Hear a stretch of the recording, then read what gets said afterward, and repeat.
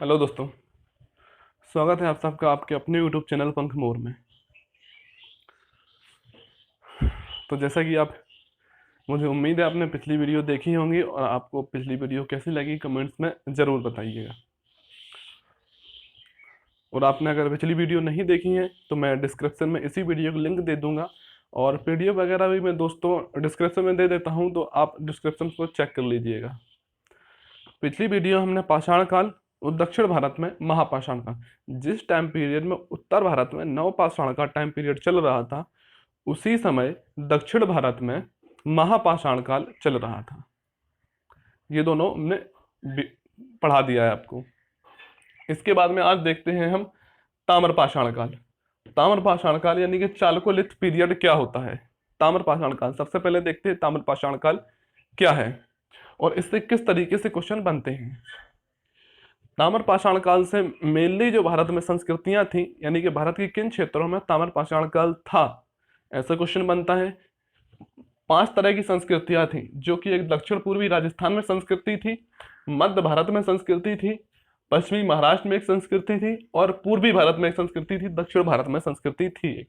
यानी कि पूरे भारत में जो ताम्रपाषाणकालीन संस्कृतियां मिली हैं वो मेनली भारत के इन 5 जगहों पर यानी 5 राज्यों में मिली हैं, जिसमें से हम देखते हैं एक आहार या बनास संस्कृति है, गणेश्वर संस्कृति है, कायथा संस्कृति है, मालवा संस्कृति है और महाराष्ट्र में जैसे कि जौरवी संस्कृति है। इसके बाद में सालदा संस्कृति है और ये कुछ स्थल मिले हैं।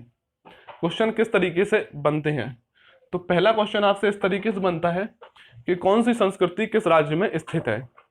दूसरा क्वेश्चन इस तरीके से बनेगा आपसे कि किस संस्कृति में, संस्कृति क्या है, शब्द संस्कृति को पहले देख लेते हैं कि विभिन्न ग्रामीण क्षेत्रों या फिर क्षेत्रों को मिला के एक बड़ी संस्कृति बनती थी, जो कि किसी ना किसी रूप से अपने आप में प्रसिद्ध हुआ करती थी। जैसे कि जो मालवा संस्कृति है वो अपने लाल काले मृदभांडों के लिए प्रसिद्ध थी और किसी ना किसी संस्कृति की अपनी एक खासियत थी, वो उसी रूप में जानी जाती थी। आहार या बनास संस्कृति, इसमें मेनली जो स्थल है। अगला तीसरा जो क्वेश्चन बनता है कि किस संस्कृति में कौन से स्थल प्राप्त हुए हैं। जैसे कि आहार स्थल है, गिंदुल है, बालाथल है, ये स्थल प्राप्त हुए हैं। और अब जो चौथा क्वेश्चन आपसे बनेगा वो बनेगा कि किस स्थल से कौन सी वस्तुएं प्राप्त हुई हैं और कौन सा स्थल किस राज्य में तथा किस संस्कृति में स्थित है। मेनली यही टाइप के क्वेश्चन आपसे इसमें पूछे जाते हैं। चलिए शुरू करते हैं कि ताम्रपाषाण काल में हमें किस तरीके से पढ़ना है। ताम्रपाषाण काल, चालकोलिथिक पीरियड। ताम्रपाषाण काल चालकोलिथिक पीरियड जो कि 2800 से 700 बीसी के बीच रहा है ताम्रपाषाण काल। अब हम देखते हैं राजस्थान में जो कि सबसे पुरानी संस्कृति मानी जाती है ताम्रपाषाण काल की। ताम्रपाषाण काल क्या है? ताम्र मतलब तांबा, पाषाण मतलब पत्थर। मानव के द्वारा पत्थरों के साथ साथ जिस काल में तांबे का भी उपयोग किया गया, यानी कि अपने उपयोग में लाने वाली वस्तुओं में तांबे की वस्तुओं को भी शामिल किया गया, उस काल को हम ताम्रपाषाण काल कहते हैं, जो कि 2800 से 700 बीसी के बीच रहा है। ताम्रपाषाण काल सिंधु घाटी सभ्यता के पूर्ववर्ती, समकालीन तथा अनुवर्ती रहा है। जो कि सिंधु घाटी सभ्यता के बारे में थोड़ा बहुत आपको पता होगा कि सर्वमान जो सिंधु घाटी सभ्यता का जो काल माना जाता है वो 2500 से 1750 बीसी माना जाता है। क्योंकि ताम्रपाषाण काल 2800 से 700 बीसी के बीच है, इसलिए सिंधु घाटी सभ्यता के समकालीन भी है, पूर्ववर्ती भी है और अनुवर्ती भी है। ताम्रपाषाण काल आप देख चुके हैं। इसके बाद हम देखते हैं कुछ संस्कृतियां, यानी कि दक्षिण पूर्वी राजस्थान में कौन कौन सी संस्कृतियां मिली हैं। पहला जो स्थल मिला है यानी कि आहार या बनास संस्कृति, जो राजस्थान दक्षिण पूर्वी राजस्थान में है, 2800 से 1500 के बीच रही है। आहार क्यों नाम पड़ा? आहार इसका नाम इस क्षेत्र में मिलने वाले आहार स्थल के नाम पर। आहार जो कि सबसे पहला तथा पुराना स्थल था जहां से अधिक मात्रा में ताम्र के पत्ते छोटे छोटे से पत्ते प्राप्त हुए हैं, इसलिए इस संस्कृति का नाम आहार संस्कृति नाम पड़ा। बनास संस्कृति चूंकि राजस्थान क्षेत्र में अरावली पर्वत श्रेणियों से निकलने वाली बनास नदी घाटी में यह संस्कृति अवस्थित थी, इसीलिए इसके नाम पे इसका नाम बनास संस्कृति पड़ा। अब देखते हैं हम इसके कुछ स्थल। पहला स्थल है आहार। आहार स्थल। पहला स्थल है आहार, जिसका प्राचीन नाम ताम्रवती है। पीसीएस में एक बार पूछा गया है कि किस स्थल का प्राचीन नाम ताम्रवती है तथा स्थल कहाँ अवस्थित है। आहार जो कि राजस्थान में अवस्थित है, जिसका प्राचीन नाम ताम्रवती है। यहां से काले लाल मृदभंड प्राप्त हुए हैं। काले लाल मृदभंड प्राप्त हुए जिन पर सफेद चित्रकारी की गई थी। चित्रकारी के रूप में चिड़िया, जंगली जानवरों के चित्र अंकित किए गए थे। यहां से आहार से पत्थर की बने मकान प्राप्त हुए हैं तथा अन्य संस्कृतियों से ज्यादातर कच्चे मकान जो कि गोलाकार और आयता आकृति के थे, कच्ची ईंटों के मकान तथा कच्ची मिट्टी के दीवारें प्राप्त हुई हैं, जिन पर ऊपर से छप्पर का छत डली हुई थी। अब अगला जो है, तंदूर के साक्ष्य भी कहां से प्राप्त हुए हैं? आहार से प्राप्त हुए हैं। आहार में जो कृषि हुआ करती थी, मेनली चावल और बाजरे की कृषि हुआ करती थी। चावल और बाजरे की कृषि उस टाइम पे, जो कि बनास नदी घाटी थी, वहां पर चावल और बाजरे की कृषि हुआ करती थी। आहार जिसका प्राचीन नाम ताम्रवती है। काले लाल मृदभंड जिन पर सफेद चित्रकारी की गई थी। पत्थर के बने मकान प्राप्त हुए यहां से। तंदूर का भी साक्ष्य प्राप्त हुआ है आहार से। अब देखते हैं हम एक और स्थल है जो कि है गिंदुल। यहां से पक्की ईंटों का प्रयोग के साक्ष्य मिलते हैं। कि किस स्थल से पूछेगा आपसे कि किस स्थल से पक्की ईंटों के साक्ष्य प्राप्त हुए हैं, तो कहां से प्राप्त हुए हैं? गिंदुल, जो कि आहार या बनास संस्कृति का स्थल है। दक्षिण पूर्वी राजस्थान की संस्कृतियां हैं ये। गिंदुल से पक्की ईंटों के प्रयोग के साक्ष्य मिले हैं। भंडार या स्तंभ गर्त के साक्ष्य मिले हैं। घर चार दीवारी से घिरे हुआ करते थे, यानी कि जो घर बनाकर चार दीवारी से या घेर दिया जाता था, घर चार दीवारी से घिरे होते थे। कहां से प्राप्त हुआ? गिंदुल से। गिंदुल से तीन चीजें प्राप्त हुई हैं। पक्की ईंटों का प्रयोग, भंडार एवं स्तंभ गर्त प्राप्त हुए हैं, घर चार दीवारी से घिरे होते थे। अब अगला स्थल देखते हैं बालाथल। बालाथल जो कि परकोटे से घिरा हुआ था। परकोटा यानी कि जो समस्त बस्ती थी, पूरी बस्ती को एक दीवार से घेर दिया जाता था, उसे हम परकोटा कहते थे। बालाथल की जो बस्तियां थी वो चार दीवारी से घिरी हुई थी। हमने पहली संस्कृति देखी आहार या बनास संस्कृति। अब देखते हैं गुजरात तथा राजस्थान वाले क्षेत्र में एक गणेश्वर संस्कृति थी। गणेश्वर संस्कृति की मुख्यतः एक ही विशेषता थी, जो हड़प्पा सभ्यता के समकालीन थी तथा हड़प्पा सभ्यता को जो तांबे की आपूर्ति की जाती थी कांसे के लिए, क्योंकि सिंधु घाटी सभ्यता एक कांस्य युगीन सभ्यता थी। हड़प्पा को तांबे की आपूर्ति गणेश्वर संस्कृति के द्वारा की जाती थी। दक्षिण पूर्वी राजस्थान में हमने देखा आहार या बनास संस्कृति और गणेश्वर संस्कृति। आहार या बनास संस्कृति जो कि सबसे प्राचीन संस्कृति है, 2800 से 1500। इसके बाद में हम देखते हैं, देखा हमने आहार, गिंदुल और बालाथल। आहार से प्राचीन नाम ताम्रवती है। काली लाल मृदभंड प्राप्त हुए हैं, सफेद चित्रकारी वाले। पत्थर के बने मकान प्राप्त हुए हैं, तंदूर के साक्ष्य मिले हैं। यहाँ पे जो कृषि की जाती, चावल और बाजरे की कृषि की जाती तथा बाजरा मुख्य खाद्य पदार्थ था। गिंदुल, पक्की ईंटों का प्रयोग गिंदुल में किया गया है। भंडार तथा स्तंभ गर्त मिले हैं और घर चार दीवारी से घिरे होते थे। बालाथल बालाथल की जो घर हुए करते, जो बस्ती थी वो परकोटे से यानी दीवारों से घिरी होती थी। गणेश्वर संस्कृति सिंधु घाटी सभ्यता के समकालीन थी और हड़प्पा को यहीं से तांबे की आपूर्ति की जाती थी।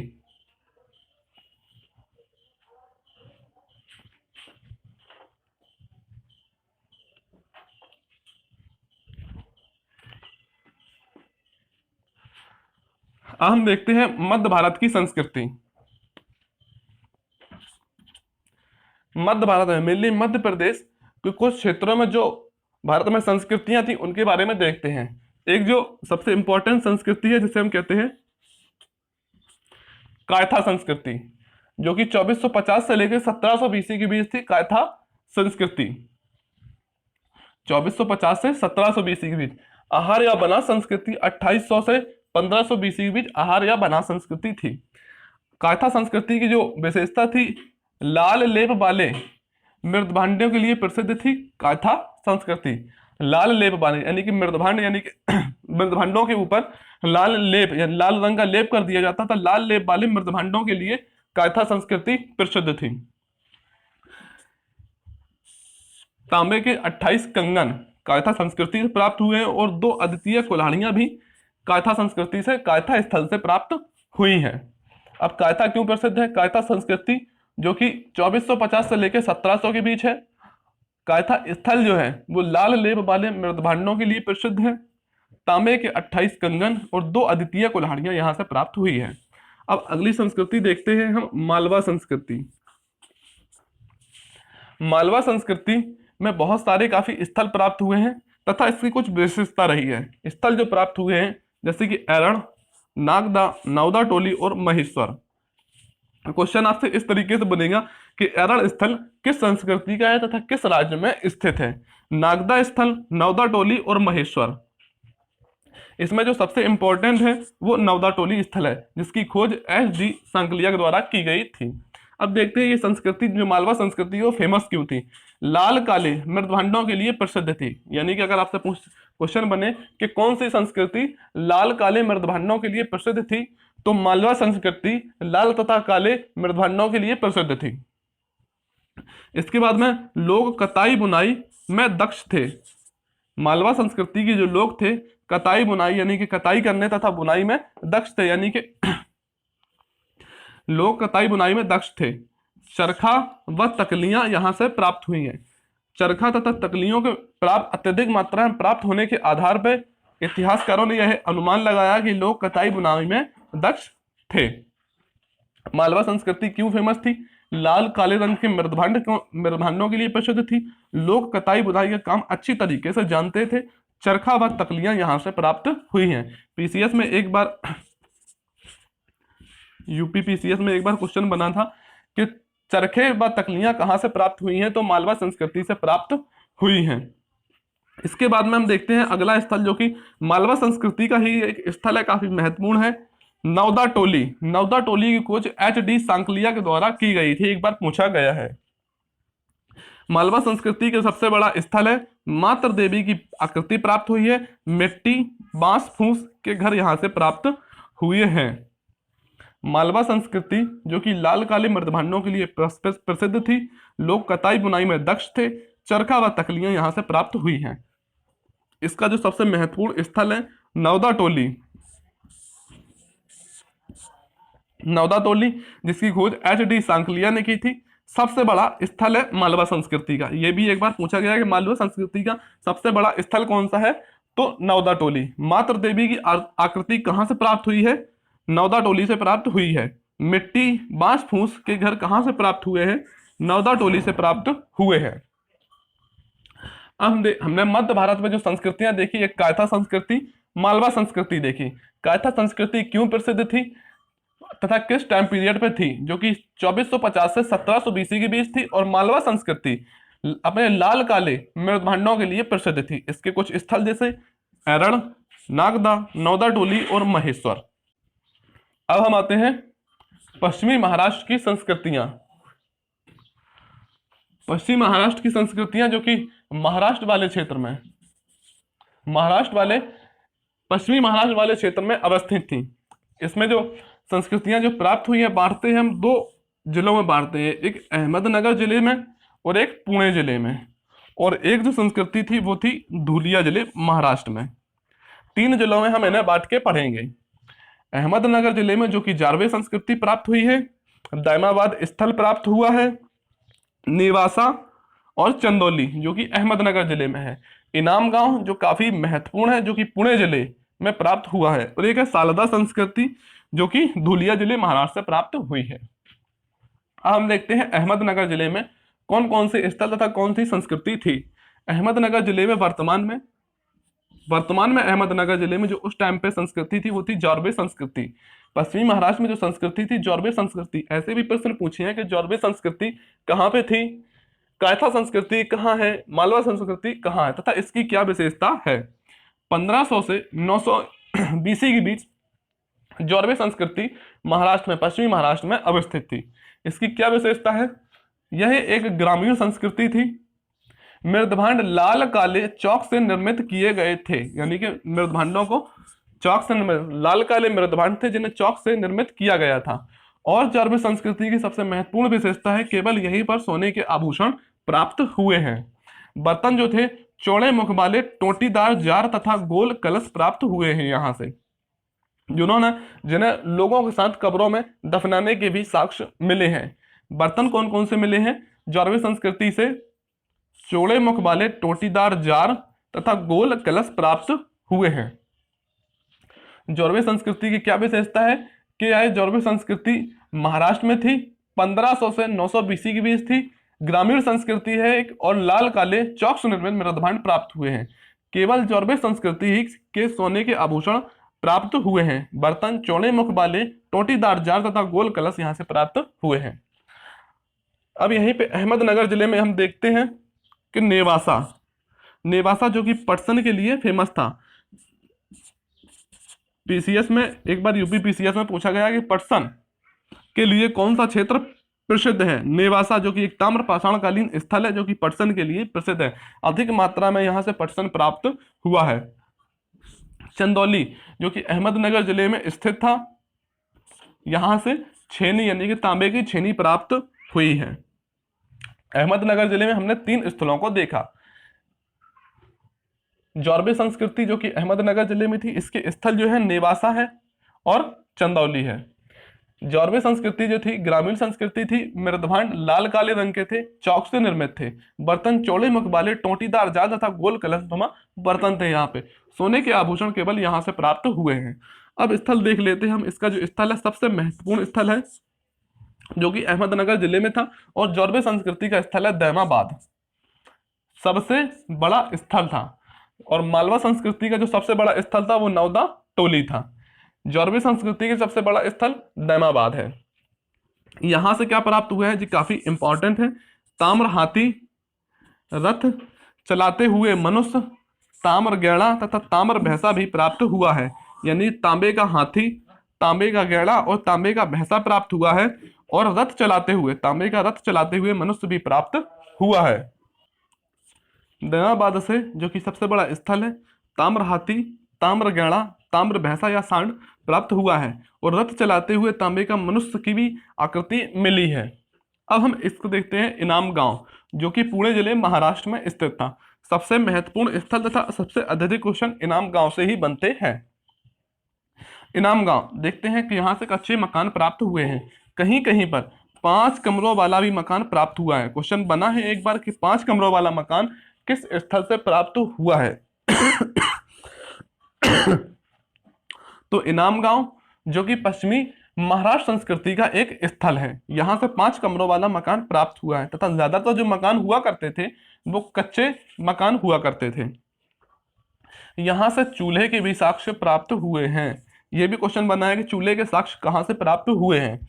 बस्तियां यहाँ की जो थी, इनाम गांव की जो बस्तियां थी योजनाबद्ध तरीके से तथा किलेबंद बस्तियां थी। किलेबंद और खाई से घिरी हुई, एक ओर से किलाबंद तथा एक ओर से खाई से घिरी हुई इनाम गांव की बस्तियां थीं। सोने के मनके कान की बाली प्राप्त हुई है। यहाँ से सोने के मनके, कुछ मात्रा में सोने के मनके तथा कान की बालियां प्राप्त हुई हैं, जिन्हें लोगों के साथ कब्र में उन्हें पहना के दफनाया जाता था। मातृ देवी की प्रतिमा भी प्राप्त हुई है। यहाँ से मातृ देवी की प्रतिमा, जिसे मेनली इतिहासकारों के द्वारा उर्वरकता की देवी माना जाता है। यहाँ से एक पुरुष का कंकाल बैठी हुई मुद्रा में प्राप्त हुआ है, जिसके टखने नहीं काटे गए थे। मेनली इनाम गांव में क्या होता था कि जिन पुरुषों की मृत्यु हो जाती थी, उन्हें दफनाने से पहले उनके टखने के नीचे के पैर काट लिए जाते थे, और ऐसी इतिहासकारों द्वारा माना जाता है कि ऐसा करने से उनकी जो संस्कृति रही थी, जो उनका मानना था कि जो मरने वाला भूत प्रेत नहीं बनेगा। पुरुष का बैठी हुई मुद्रा में कंकाल मिला है, जिससे टखने नहीं काटे गए थे। बांध के साक्ष्य, क्वेश्चन बना है कि बांध के साक्ष्य कहां से प्राप्त हुए हैं, जो कि इनाम गांव पश्चिमी महाराष्ट्र संस्कृति का एक स्थल है, सबसे महत्वपूर्ण स्थल है। यहाँ से वर्षा के पानी को, अत्यधिक मात्रा में जो वर्षा का पानी आता था, उसको मोड़ने के लिए तथा सिंचाई में उपयोग करने के लिए एक बांध बनाया गया था। बांध के साक्ष्य कहां से प्राप्त हुए हैं? तो इनाम गांव से प्राप्त हुए हैं। इसके बाद में नेवासा जो कि पर्सन के लिए फेमस था, चंदौली जो कि छेने के लिए प्रसिद्ध है, हम देख चुके हैं। अब देखते हैं हम सालदा संस्कृति। सालदा संस्कृति 2300 बीसी से 2000 बीसी के बीच रही है। शारदा संस्कृति 2300 बीसी से 2000 बीसी के बीच रही है, जो कि ताप्ती घाटी में, ताप्ती नदी घाटी में धुलिया जिला, वर्तमान में महाराष्ट्र में धुलिया जिले में स्थित है। एक बार फिर से देखते हैं कि पश्चिमी महाराष्ट्र संस्कृति में कौन कौन से स्थल है, कौन सी संस्कृतियां रही हैं। अहमदनगर जिले में जौरबे संस्कृति है, जिसके स्थल है दैमाबाद है, जिसका स्थल है दैमाबाद है, नेवासा पटसन है और चंदौली है। जौरबे संस्कृति 1500 से 900 बीसी के बीच रही है। यह एक ग्रामीण संस्कृति थी। सोने के आभूषण अधिक मात्रा में जो प्राप्त हुए हैं केवल यहीं से प्राप्त हुए हैं। मृदभांड लाल काले चौक से निर्मित हुआ करते थे। बर्तन जो थे चौड़े मुख वाले टोटीदार जार तथा गोल कलश के बर्तन थे। यहाँ से जो स्थल है जौरबे संस्कृति के सबसे महत्वपूर्ण स्थल दैमाबाद, जो कि सबसे बड़ा था। यहाँ से ताम्र हाथी, ताम्र गैड़ा और ताम्र भैंसा प्राप्त हुआ है और रथ चलाते हुए मनुष्य भी प्राप्त हुआ है।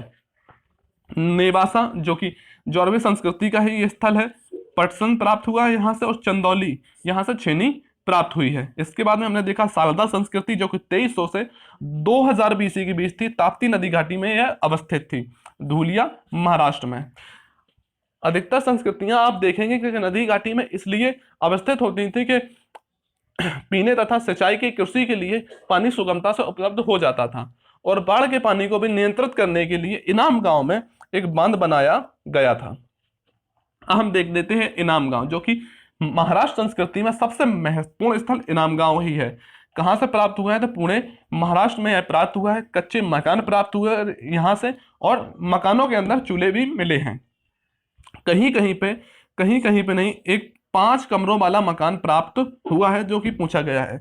बस्ती, यहाँ की बस्ती जो थी, ये भी क्वेश्चन बना है कि किस स्थल की, किस ताम्र पाषाण कालीन स्थल की जो बस्तियां थी वो योजनाबद्ध तरीके से बसी थी। तो इनाम गांव की बस्तियां योजनाबद्ध तरीके से किलाबंद थी, तथा एक और किलाबंद और एक और खाई से घिरी हुई थी। सोने के मनके, कान की बालियां प्राप्त हुई यहाँ से। मातृ देवी की प्रतिमा प्राप्त हुई है, जिसे इतिहासकारों द्वारा उर्वरा की देवी माना जाता है। बांध के साक्ष्य यहाँ से प्राप्त हुए हैं। अब देखते हैं हम पूर्वी भारत की संस्कृति।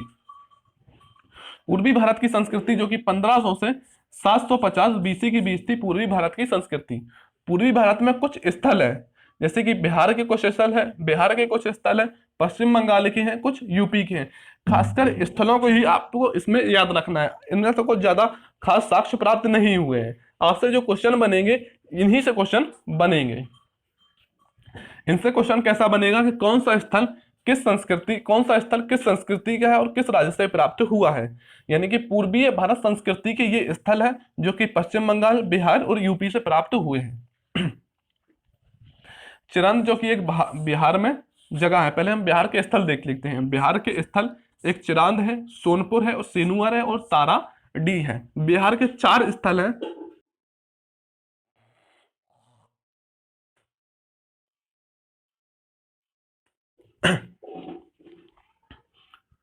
चिरांद, सोनपुर, सेनुअर और ताराडी। चिरांद, सोनपुर, सेनुअर और ताराडी, ये 4 स्थल है बिहार में। केवल आपको यही याद रखना है। पूछता है कि चिरांद स्थल कहाँ स्थल है। चिरांद स्थल जो कि सिंधु घाटी सभ्यता में भी फेमस रहा है और पाषाण काल भी फेमस रहा है, इसलिए चिरांद कहाँ स्थल है, काफी इंपॉर्टेंट है, बिहार में स्थित है। अब चिरांद से क्या प्राप्त हुआ है? चिरांद जो कि बिहार में स्थित है, प्राचीनतम अगर ग्रामीण बस्ती के जो साक्ष्य प्राप्त होते हैं वो चिरांद से ही प्राप्त होते हैं। बिहार में चिरांद, सोनपुर, सेनुअर और ताराडी, चिरांद, सोनपुर, सेनुअर, ताराडी 4 स्थल प्राप्त हुए हैं। और चिरांद जो है प्राचीनतम ग्रामीण बस्ती के साक्ष्य यहीं से प्राप्त हुए हैं। यूपी में 2-3 स्थल है जो हमें याद रखना है। एक है सोहगौरा, एक है खैराडी और नहरन। सोहगौरा जो कि गोरखपुर से प्राप्त हुआ है, एक है खैराडी और एक है नहरन, जिसे ताम्रपाषाण कालीन संस्कृतियों के कुछ साक्ष्य प्राप्त हुए हैं। अब देखते हैं हम पश्चिम बंगाल। पश्चिम बंगाल में एक जगह है पांडु राजा जो कि वर्तमान में पश्चिम बंगाल के वर्धमान में स्थित है।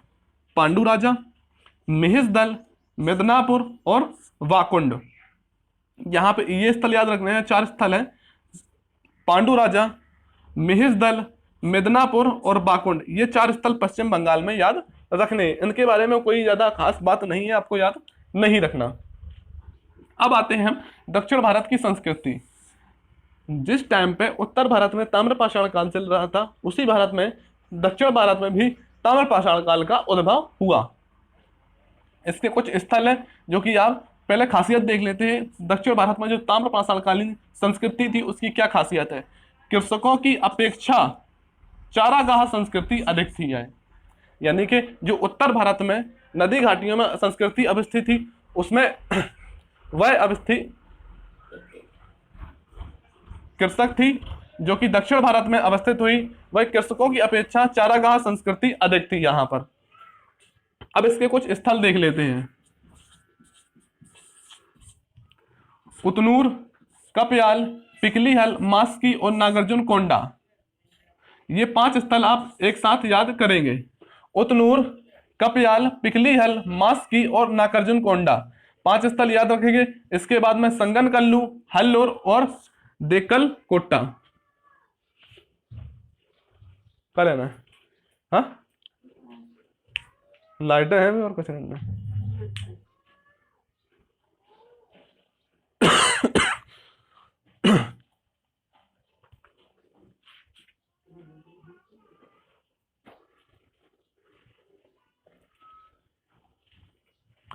दक्षिण भारत के स्थल आपको इसलिए याद रखना पड़ेंगे क्योंकि दक्षिण भारत के स्थल में काफी ज्यादा कंफ्यूजन होता है तथा इनसे क्वेश्चन थोड़े रिपीटली बनते रहते हैं कि दक्षिण भारत में जो स्थल है ताम्रपाषाण काल से कौन से स्थल संबंधित है। एक बार फिर से देखते हैं। हम 5 स्थल हम एक बार में याद करेंगे। उतनूर, कपयाल, पिकलीहल, मास्की और नागार्जुन कोंडा। उतनूर, कपयाल, मास्की, पिकलीहल, नागार्जुन कोंडा। इसके बाद में 3 स्थल हम अलग याद करेंगे। संगनकल्लू, हल्लोर और देक्कलकोट्टा। संगनकल्लू, हल्लोर और देक्कलकोट्टा। इसकी विशेषता देखी हमने कि कृषकों की अपेक्षा चारागाह संस्कृति यहां पर अधिक थी। अब देखते हैं कि कौन कौन से जो मिल्ली पूछा जाता है कि पीसीएस आईएएस वगैरह में पूछा जाता है कि कहां से कौन से स्थल प्राप्त हुए। आपसे पूछेगा कि इनमें से कौन सा स्थल जो मृदभांड प्राप्त हुए हैं वो सही सम्मिलित नहीं है या आप सम्मिलित कीजिए, ऐसे क्वेश्चन बनेंगे। अगर पूछे कि ताम्रपाषाण काल में जो ऑल ओवर जो मृदभांड प्राप्त हुए हैं लाल काले कलर के प्राप्त हुए हैं। कायथा संस्कृति से कैसे मिले हैं, आहार संस्कृति से, सालदा तथा जारवे संस्कृति से किस तरीके से मृदभांड प्राप्त हुए हैं। तो सबसे पहले लाल मृदभांडों पर काला चित्र यानी कि लाल पर काला चित्रित किया गया था। जॉर्वे और सालदा संस्कृति, और जॉर्वे संस्कृति और सालदा संस्कृति से लाल मृदभांडों पर यानी मृदभांडों को लाल करके उन पर काली चित्रकारी की गई थी। इसके बाद में आहार संस्कृति, सफेद चित्रित काले लाल मृदभांड प्राप्त हुए हैं। जो कि काले मृदभांडों को काला तथा लाल रंगा गया था, उन पर सफेद रंग की चित्रकारी की गई थी और चित्रकारी के रूप में चिड़ियों, मछलियों तथा जंगली जानवरों के चित्र अंकित किए गए थे। इसके बाद में हम देखते हैं कायथा संस्कृति। कायथा संस्कृति में गहरे भूरे मृदभांडों पर लाल चित्रकारी, हल्के भूरे मृदभांडों पर लाल चित्रकारी और बगैर धारी वाले खरोंचे गए मृदभांड प्राप्त हुए हैं। 3 तरह के मृदभांड यहां से प्राप्त हुए हैं जो कि गहरे भूरे थे और मृदभांडों पर लाल चित्रकारी थी, हल्के भूरे थे, मृदभांडों पर लाल चित्रकारी थी, बगैर धारी वाले खरोंचे गए मृदभांड यहां से प्राप्त हुए हैं कायथा संस्कृति से। आहार संस्कृति थे सफेद चित्रित काले लाल मृदभांड प्राप्त हुए हैं। मृदभांड काले लाल थे, उन पर सफेद चित्रकारी की गई थी। सालदा और जारवे संस्कृति से लाल पर काला चित्रित किया गया, लाल मृदभांड थे, काले रंग से चित्रकारी की गई थी। कायथा से ये 3 तरह के स्थल कि 3 तरह के मृदभांड प्राप्त हुए हैं। अब इसकी कुछ पूछता है कि कई बार पूछा गया है कि कौन कौन सी संस्कृतियां, कौन कौन से स्थल है जो किलाबंद थे। मालवा संस्कृति में एक एरण, नागदा 2 स्थल जो है जो किलाबंद थे और एक इनाम गांव और कायथा। कायथा एक संस्कृति भी है और एक स्थल भी है, ये भी किलाबंद थे। इनाम गांव, कायथा, एरण और नागदा, ये 4 स्थल आपको याद रखना है जो कि किलाबंद थे। अब आपसे क्वेश्चन बनेगा कि इनमें से कौन सा स्थल किलाबंद था या इनमें से कौन सा स्थल ताम्रपाषाणकालीन स्थल किलाबंद नहीं था।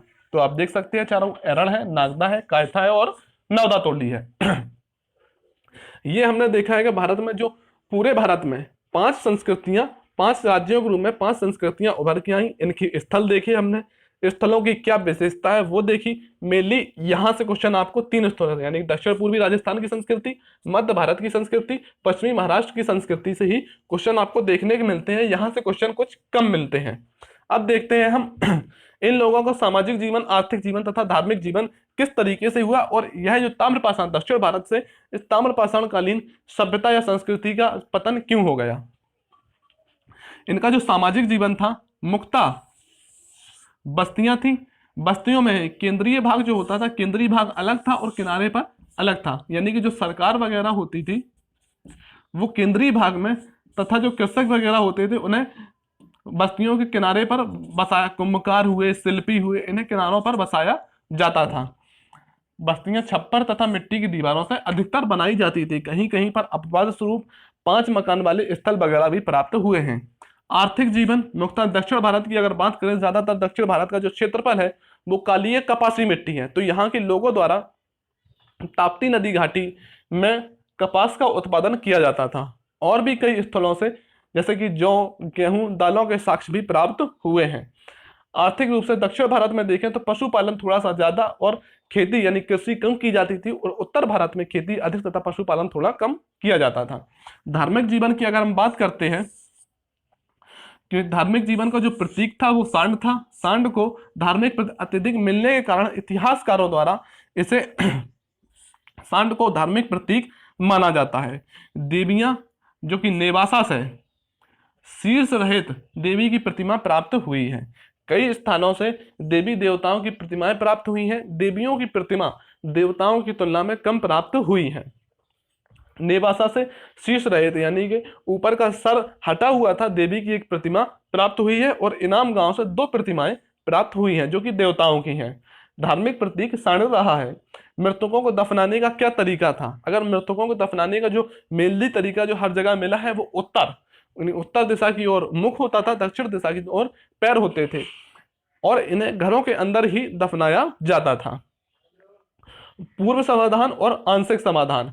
पूर्ण समाधान जो कि पश्चिम भारत में प्रचलित था और आंशिक समाधान पूर्वी भारत में प्रचलित था। ये तीनों क्वेश्चन अलग अलग एग्जाम में पूछे गए हैं कि पूर्ण समाधान ताम्रपाषाण काल में पूर्ण समाधान किस क्षेत्र में प्रसिद्ध था? पूरब, पश्चिम, उत्तर, दक्षिण। तो पश्चिमी भारत में पूर्ण समाधान प्रचलित था, आंशिक समाधान पूर्वी भारत में प्रचलित था। इसका पतन कैसे हुआ? अत्यधिक इतिहासकारों द्वारा मौसम परिवर्तन तथा नदी घाटियों का सूखना ही इस संस्कृति का पतन का मुख्य कारण माना जाता है, और यही फिर संस्कृति चल के 5वीं 6वीं ईस्वी में जाके फिर से इसका उद्भव होना शुरू होता है। तो हमने ताम्रपाषाण काल को, संपूर्ण ताम्रपाषाण काल को देखा कि ताम्रपाषाण काल जो कि 2800 से 700 बीसी के बीच रहा है। इसमें जैसे कि हमने आहार या बनास संस्कृति कैसे नाम पड़ा, किस टाइम पीरियड पे थी, गणेश्वर संस्कृति, बनास संस्कृति कौन से स्थल है, स्थलों की कौन सी विशेषता है वो देखी हमने।